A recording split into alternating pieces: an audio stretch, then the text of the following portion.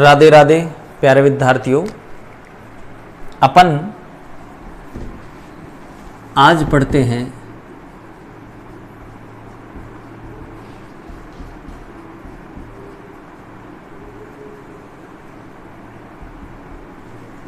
Isotopes क्या होते हैं, समस्थानिक क्या होते हैं। तो आइसोटोप्स या समस्थानिक क्या होंगे उसको ध्यान से समझना। मैं एक एग्जाम्पल लेता हूं आइसोटोप्स का या समस्थानिक का। हाइड्रोजन के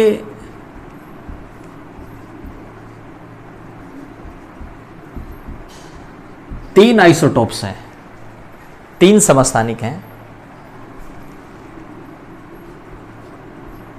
1H1, 1H2, 1H3। Protium, deuterium और ट्राइटियम। क्या क्या नाम है इनके? Protium, deuterium, tritium. इनको जनरली ऐसे भी लिख देते हैं, वापस एक बार लिख देता हूं मैं। इसको 1H1 लिख दिया जाता है, इसको 1D2 लिख देते हैं, इसको 1T3 लिख देते हैं। नीचे एक लिखा हुआ है, ध्यान रखा मैंने आपको बता रखा है कि EPZ हमेशा बराबर होगा। तो ये जो नीचे एक लिखा हुआ है ये इसका E है, ये इसका P है, ये इसका Z है। एक एक एक EPZ एक हो गया। ये जो ऊपर लिखी जाती है ये 1 2 3, ये इसका भाई द्रव्यमान संख्या है, ठीक है, मास नंबर है। तो मास नंबर लिख दिया अपन ने 1 2 3। फिर अपन जाते हैं A बराबर होता है P प्लस N, N बराबर हो जाएगा A माइनस P। A में से P घटा दो, A कितना है 0 आ जाएगा, यही घटा दिया करो। 1 में से 1 घटा दो 0, 2 में से 1 घटा दो 1, 3 में से 1 घटाओ 2। ये न्यूट्रॉन की संख्या आ गई है। तो ये जो प्रोटियम, ड्यूटीरियम और ट्राइटियम है, इस प्रोटियम, ड्यूटीरियम और ट्राइटियम में आप अगर चीजें चेक करें तो देखो, आप इलेक्ट्रॉन चेक करें, तीनों में इलेक्ट्रॉन बराबर हैं, प्रोटॉन बराबर हैं, Z बराबर है, E बराबर E है, P बराबर P है, Z बराबर Z है, A बराबर A नहीं है, N बराबर N नहीं है, न तो A बराबर है न N बराबर है। तो किसी भी एलिमेंट के ये वो परमाणु हैं जिनमें A बराबर नहीं है और N बराबर नहीं है। तो आइसोटोप्स किसी एलिमेंट के क्या होंगे भाई? जिनकी A और N इक्वल नहीं हो। मास नंबर, द्रव्यमान संख्या और न्यूट्रॉन की संख्या बराबर नहीं हो, वो क्या कहलाएंगे? आइसोटोप्स कहलाएंगे। तो हाइड्रोजन के 3 आइसोटोप्स हैं, 3 समस्थानिक हैं, प्रोटियम, ड्यूटीरियम और ट्राइटियम। और ये जो प्रोटियम, ड्यूटीरियम, ट्राइटियम है, इनका क्या डिफरेंट बताएं? A डिफरेंट है तीनों का, N डिफरेंट है तीनों का, ठीक है। तो आइसोटोप्स के लिए, समस्थानिक के लिए एक जो कंडीशन होती है वो कंडीशन ये रही भाई, A बराबर नहीं होगा, N बराबर नहीं होगा। एग्जाम्पल अगर मान लूँ मैं दूसरा ले लूँ, क्लोरीन का ले लें अपन, Cl 17 17 35 37, 2 आइसोटोप्स हैं क्लोरीन की, Cl 1735, Cl 1737। EPZ 17 17 17 17 17 17। A ऊपर लिखा जाता है 35 37। EPZ बराबर है, A बराबर नहीं है। न्यूट्रॉन आप निकालेंगे, 35 में से 17 घटाओ 18, यहां घटाओ 20। ठीक है भाई, भाई निकालना चाहें आप निकालो न्यूट्रॉन की संख्या, ये आ गई 20। तो न्यूट्रॉन यहाँ आ गए 18, यहाँ आ गए 20। तो आप बताएं इन दोनों में, इन दोनों का जोड़ होता है ये, तो आप न्यूट्रॉन प्रोटॉन को जोड़ दो, 17 18 35 आ जाएगा। आप इस प्रोटॉन को न्यूट्रॉन को जोड़ दो, 37 आएगा। 20 और 17 37। ए सेम नहीं है, एन सेम नहीं है, तो ये कहलाएंगे आइसोटॉप्स या समस्थानिक। तो क्लोरीन के 2 आइसोटॉप्स हैं, 2 समस्थानिक है क्लोरीन की, 1537 और 1737। ठीक है,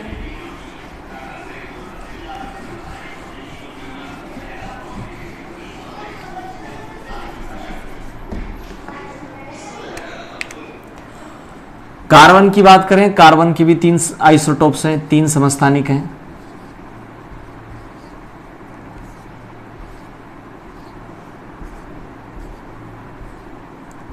बारह, 13, 14। इन सब का भी आप ईपीजेड लिखें 6। ठीक है, ए लिखना चाहे ए लिख दो, 12 13 14, ये इसका 12, ये इसका 13, ये इसका 14। न्यूट्रॉन निकालना चाहे 12 में से 6 7 8, तो आप चेक करो ए बराबर नहीं है, एन बराबर नहीं है, तो कार्बन के 3 आइसोटॉप्स हैं 12 13 और 14।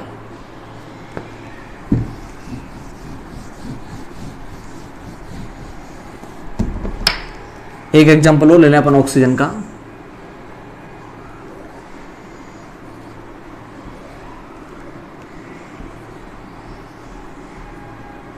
सोलह 17 18, एपीजेड लिख दें 8 8 8।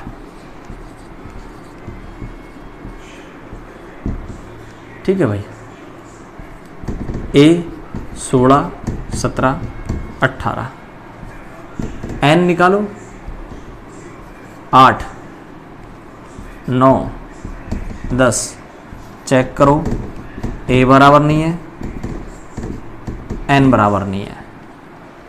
तो ये हुए आइसोटॉप्स भाई, कि ऑक्सीजन के 3 आइसोटॉप्स हैं, 3 समस्थानिक हैं ऑक्सीजन की, 16 17 और 18। ऐसे ही कार्बन की 3 थी।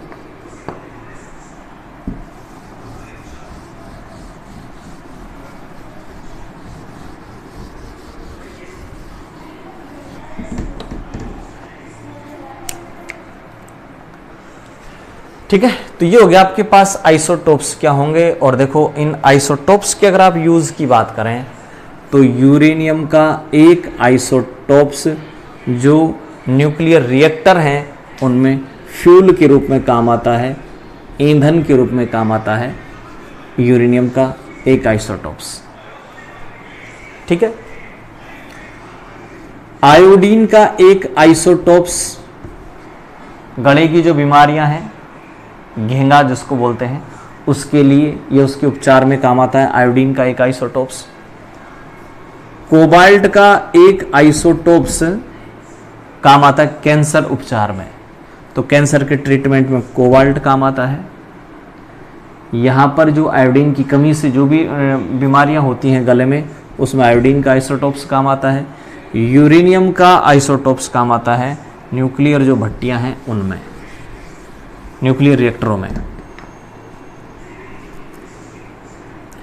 एक एग्जाम्पल ले रहा हूँ मैं, आर्गन, पोटेशियम और कैल्शियम। 18 19 20 40 40 40। ई पी जेड तीनों का बराबर नहीं है, इनका 18 है, इनका 19 है और इनका 20 है। ई बराबर ई, नहीं है, P बराबर P नहीं है, Z बराबर Z नहीं है, यानी EPZ बराबर नहीं है इनका। लेकिन अगर आप A चेक करोगे तो A बराबर है 40 40 40, A इनका बराबर है।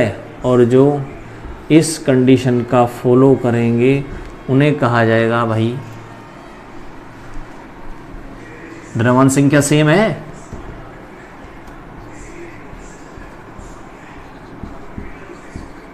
मास नंबर या द्रव्यमान संख्या सेम है, क्या कहलाएंगे ये?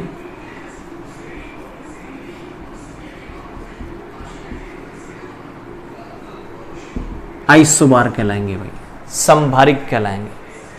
ठीक है, तो ये मैंने पहला एग्जाम्पल आपको दे दिया आइसोबार का, समभारिक का, कि जिनका मास नंबर या द्रव्यमान संख्या सेम हो, समभारिक या आइसोबार आप इनको बोलोगे। कंडीशन यहां लिखी हुई है। पहला एग्जाम्पल आइसोबार का, समभारिक का। दूसरा एग्जाम्पल लेते हैं अपन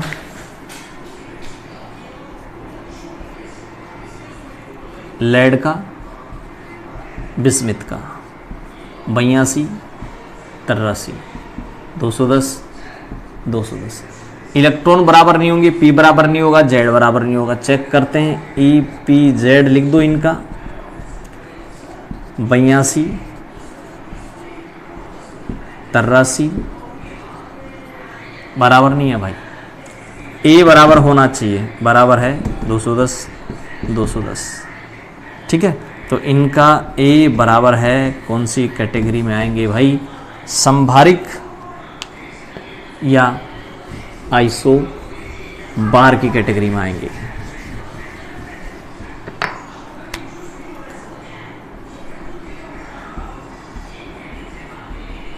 एग्जाम्पल थर्ड देखें, हाइड्रोजन हीलियम, EPZ। A बोलो, यहाँ 3 है, यहाँ भी 3 है। A क्या बताएं? सेम है। A सेम हो, आइसोबार आप इनको बोलेंगे या इनको आप समभारिक बोलेंगे।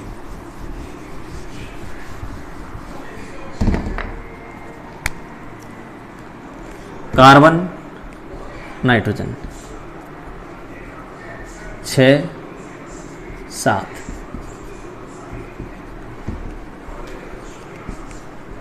EPZ देखो 6 बराबर नहीं है EPZ। A आप चेक करोगे 14 14, A सेम है। आवाज कम कर दे। A इनका सेम है, तो ये कार्बन और नाइट्रोजन दोनों हो गया आपके पास एग्जाम्पल चौथा भाई, समभारिक का या आइसोबार का।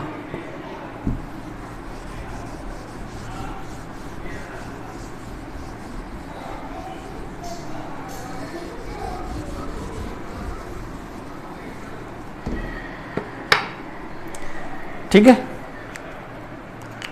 अगला एग्जाम्पल लेते हैं अपन। यहां देखो,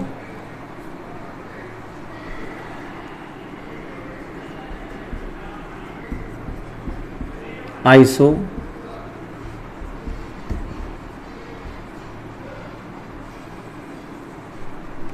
डाइफियर, आइसोडाइफेरस।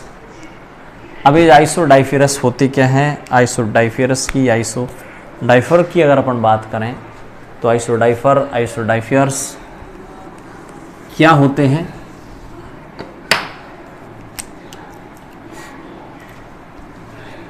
अल्फा पार्टिकल होता क्या भाई? अल्फा पार्टिकल होता है He+2। और हीलियम को ऐसे लिखते हैं आप, तो ये उसका Z है, ये उसका A है। अगर मान लो मैं आपसे कहूं कि ये जो पेन है, इस पेन में से अल्फा बाहर निकल गया, पेन में से एक अल्फा बाहर निकला है, एक अल्फा बाहर निकलेगा तो इसका मतलब नीचे से 2 गया, ऊपर से 4 गया। इसमें से एक अल्फा गण गया, एक अल्फा गण क्या मतलब एक He+2 गया, और एक He+2 इसमें से गया, इसका मतलब नीचे 2 कम हो जाएगा, ऊपर 4 कम हो जाएगा। ये आपके पास है X, ये Z, ये A, इसमें से एक अल्फा गया,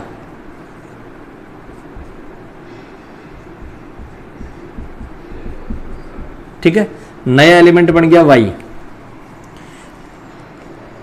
इसको मैं ऐसे लिख दूं, ये लो, तो पहले Z था, 2 कम हो गया, Z-2, A था, 4 गया, E-4। ठीक है, एक सिंपल सा एग्जांपल लो, सपोज ये सोडियम है 1123, इसमें से आप एक अल्फा कण निकाल दें,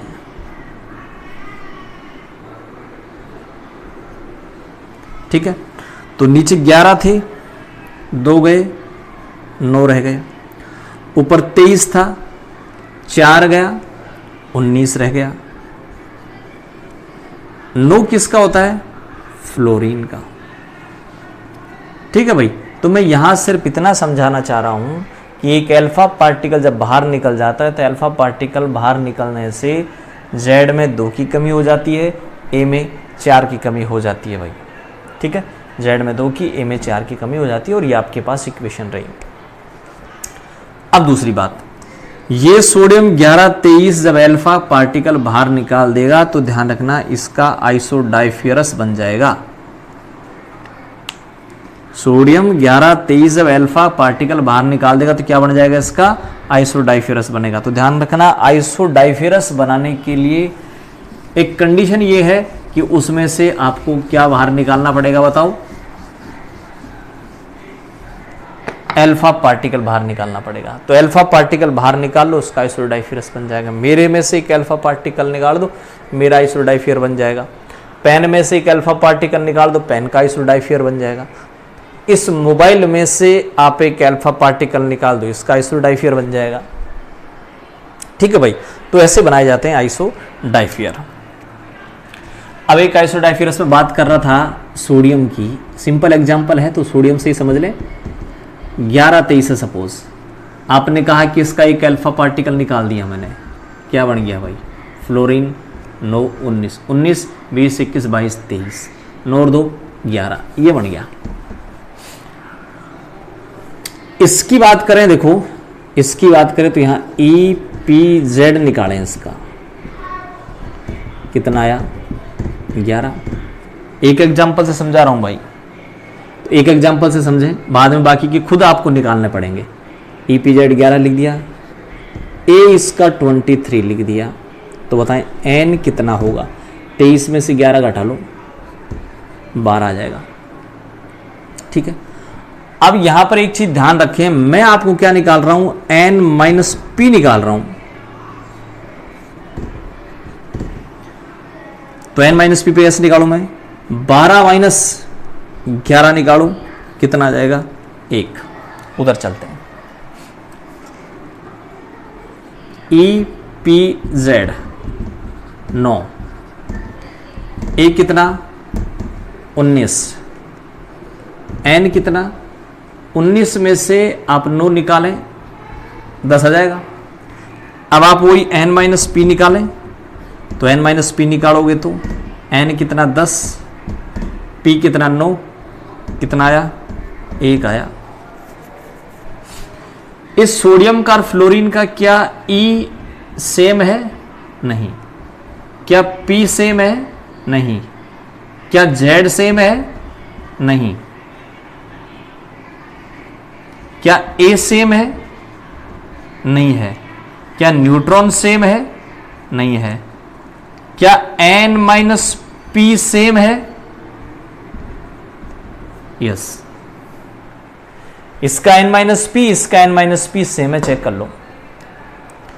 तो आइसोडाइफियर वो होंगे, आइसोडाइफियर्स वो होंगे जिनका n-p सेम होगा। क्या होगा? n-p सेम होगा। हालांकि ये सोडियम अल्फा पार्टिकल निकालता है नहीं निकालता वो एक अलग बात है भाई। रेडियो एक्टिव पदार्थ अपने आप अल्फा पार्टिकल निकालते हैं। तुम अल्फा पार्टिकल निकाल रहे हैं, जैसे मान लो मैं ले रहा हूं यूरेनियम 92,235, ये अपने आप निकाल देगा। अल्फा एमिट कर दिया इसने, अल्फा एमिट कर दिया 2 4, नीचे 2 की कमी रह गई 90, 4 की कमी कर दो 231, 90 किसका होता भाई? थ्योरियम का। तो यूरेनियम 92,235 और थ्योरियम 90,231 आइसोडाइफियर है। थ्योरियम 90,231 में से एक अल्फा और निकाल दो, 2 कम हो गए 88, 4 कम हो गए 27, 28 29 31 227। थ्योरियम से क्या बन गया? ये रेडियम बन गया। रेडियम 88,227 से एक अल्फा और निकाल दो, क्या बन जाएगा भाई? 86 और ऊपर 23, 24 25 26 27, 86 किसका है? रेडॉन का। तो इस प्रकार से आप लगातार चलते रहो भाई। तो ये अपने आप रेडियो एक्टिव पदार्थ है, रेडियो एक्टिव पदार्थ है तो अपने आप alpha beta gamma ray emit करेंगे भाई। तो अगर रेडियम एक अल्फा पार्टिकल निकाल दे तो उसका आइसोडाइफियरस बन जाएगा। थ्योरियम एक अल्फा पार्टिकल निकाल दे उसका आइसोडाइफियरस बन जाएगा। यूरेनियम एक अल्फा पार्टिकल निकाल दे उसका आइसोडाइफियरस बन जाएगा। तो आइसोडाइफियरस बनता है जब उसमें से एक अल्फा पार्टिकल निकाल दिया जाए। तो ये तो अपने आप अल्फा पार्टिकल निकाल रहे हैं। और समझाने के लिए सपोज मैं एक सिंपल एग्जांपल लूं, आपको एक सिंपल एग्जांपल लेते हैं। फॉर एग्जाम्पल आपके पास Mg है 1224 और इसमें से एक अल्फा पार्टिकल अपन निकाल लें, अपने आप नहीं निकालेगा ये, अपन निकाल लें। मान लो एक अल्फा पार्टिकल निकाल दिया, एक अल्फा पार्टिकल निकालने के बाद नीचे तो कितना बच जाएगा भाई? 10, ऊपर कितना बच जाएगा बताओ? 20 नियॉन। इसका EPZ चेक करें आप, 12 12 12, ए चेक करें 24 और इसका N चेक करें आप, न्यूट्रॉन चेक करोगे तो 12 आ जाएगा। अब इसका N-P निकालो, N-P कितना आएगा बताओ? 0 आएगा। इधर आ जाए, EPZ 10 10 10, ए इसका 20, N इसका 10, ठीक है। N-P कितना आएगा बताएं? 0 आएगा। N-P सेम है कि नहीं? सेम है। तो जिनका N-P सेम होगा वो आइसोडाइफियरस बोलेंगे आप उनको।